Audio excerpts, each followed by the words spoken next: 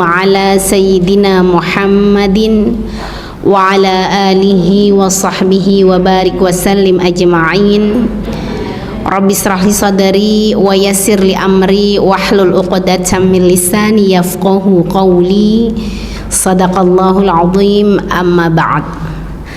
Alhamdulillah, bersyukur kita kepada Allah Subhanahu wa taala yang sesungguhnya karena rahmat Allah lah ketika Allah tumbuhkan dalam dada-dada kita dalam semangat hadir ke majelis yang diberkahi Allah ini, saat kita berhasrat untuk ingin mempersembahkan yang terbaik di hari Kamis yang penuh barokah ini, kita berkumpul di rumah Allah yang penuh dengan rahmat Allah tentunya, di rumah Allah yang ini menjadi saksi cinta kita ketika Allah pertemukan kita karena kita sama-sama mengharapkan satu cinta dan keridhaan Allah Subhanahu wa taala.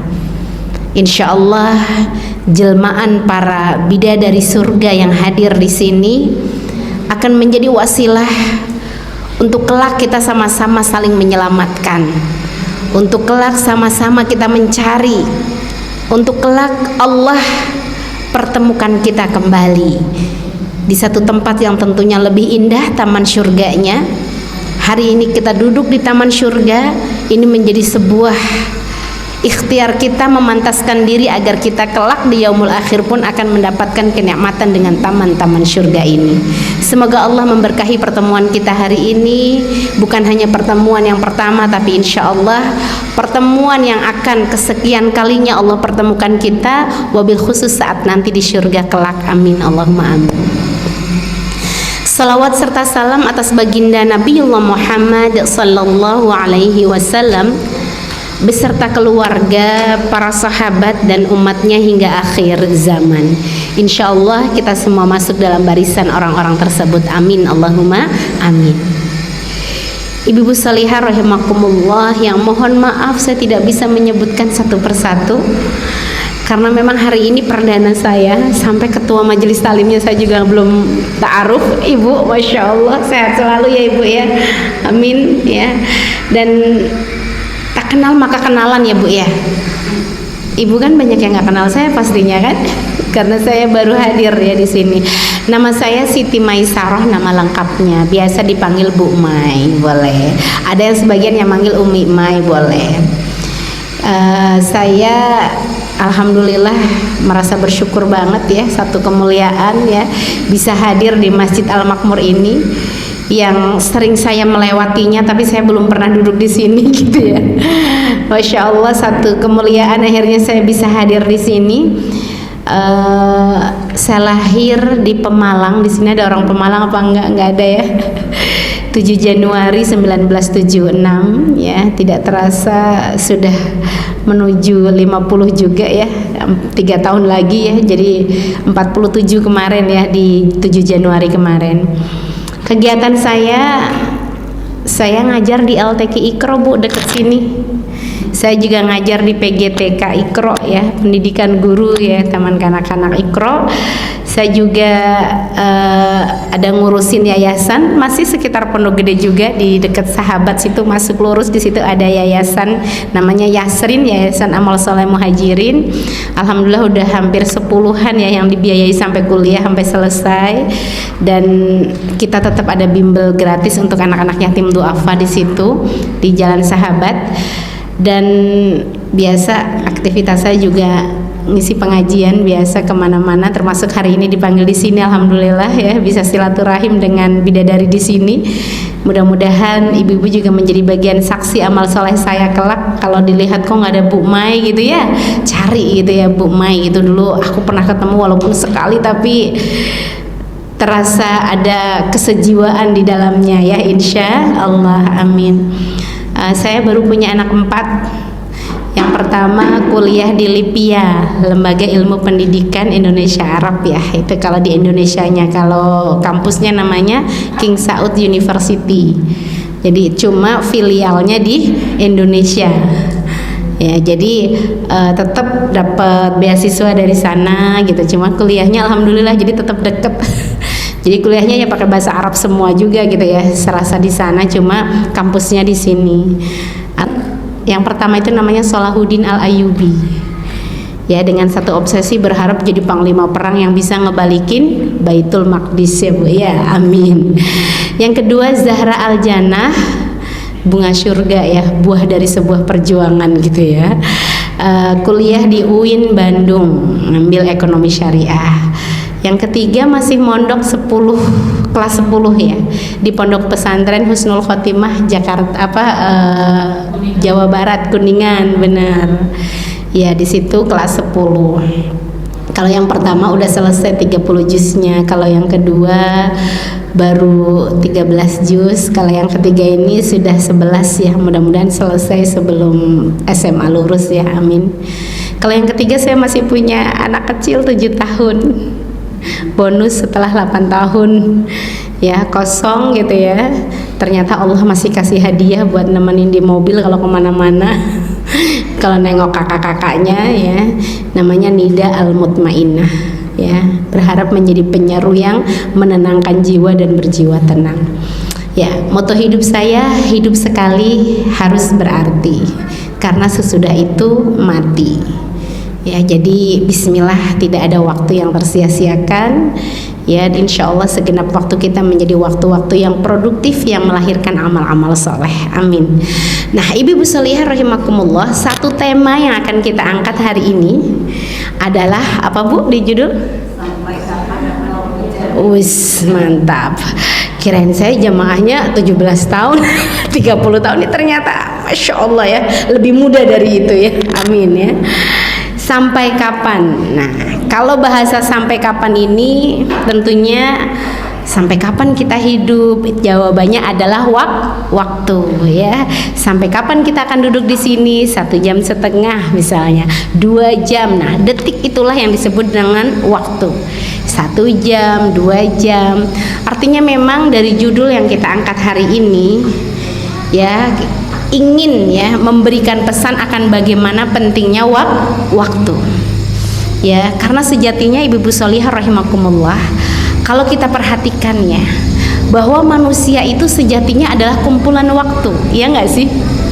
Kumpulan waktu kecil, waktu udah mulai ya mengenal kehidupan gitu ya, waktu ketika kita sudah ya mulai dewasa, waktu sampai akhirnya Allah pertemukan kita dengan jodoh terbaik kita. Masih ingat kan Nek? Saat Allah pertemukan dengan kakek gitu ya, Masya Allah, kita bahagia saat itu. Tapi ternyata ayah kita sejatinya tadi ya, merasa seperti separuh dari nyawanya diambil oleh Allah saat kita dibawa oleh suami kita. Ibu kita merasa bagaimana kehidupan dia sebahagian hilang karena kita telah dibawa oleh sosok ya yang mengajak kita untuk beribadah separuh agama.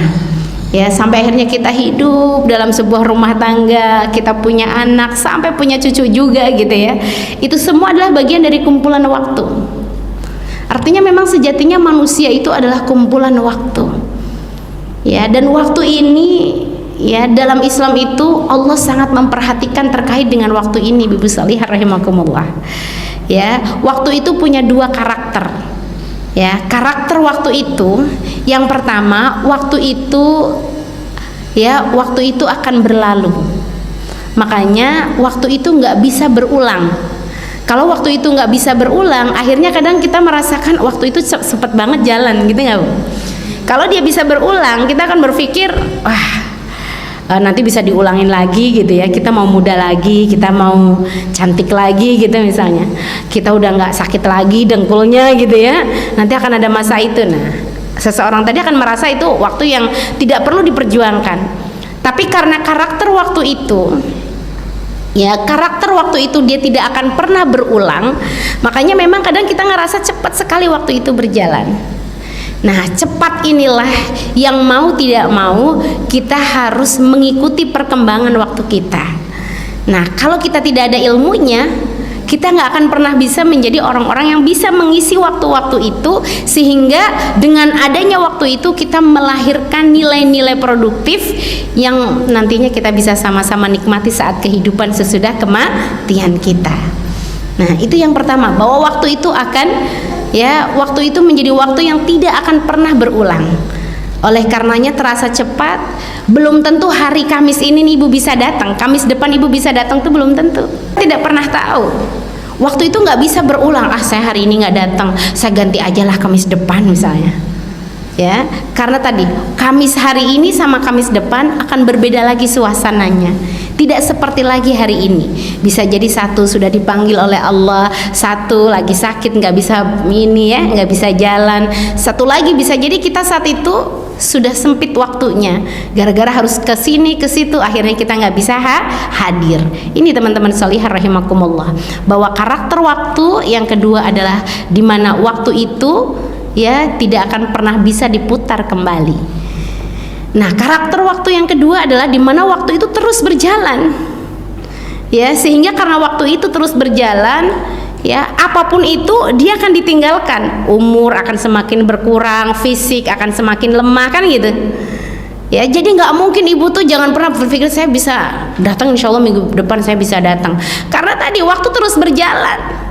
Belum tentu besok ibu masih kuat jalan sebagaimana hari ini. Belum tentu ibu masih bisa tersenyum hari ini sebagaimana hari ini kita bisa tersenyum. Ternyata besok kita harus menangis karena tiba-tiba kaki semua, badan ngilu semua, berat untuk bisa tersenyum. Yang ada adalah air mata yang ditahan terus menetes tanpa kita bisa menahannya. Kita nggak pernah tahu. Ini ya, bagaimana waktu itu akan terus berlalu, sehingga tidak ada seseorang yang bisa menahan waktu.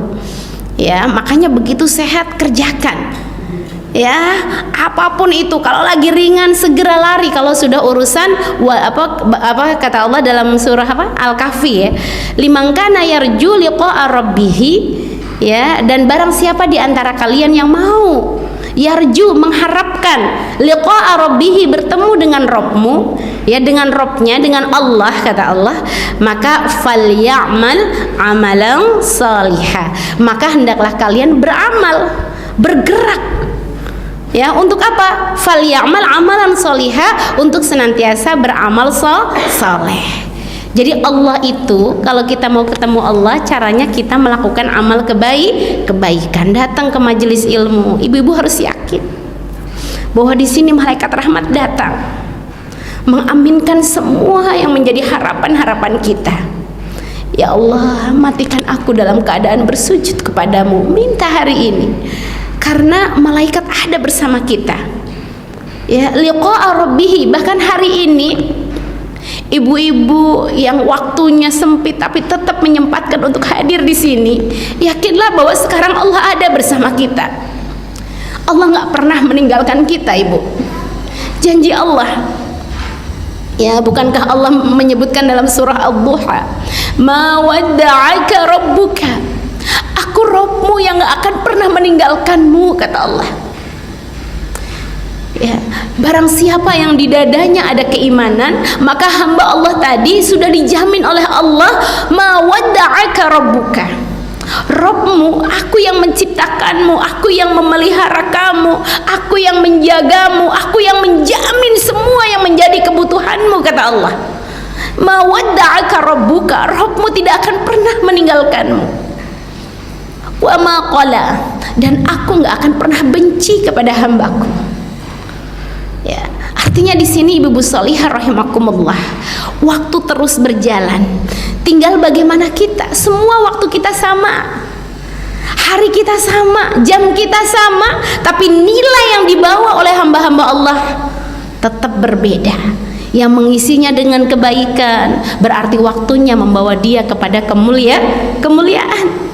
Tapi ketika dia dengan waktu itu dia malah bergelut dengan dunianya, dia bermaksiat kepada Allah dengan waktu yang Allah berikan, maka sejatinya dia sedang memupuk sebuah kehancuran dalam hidupnya.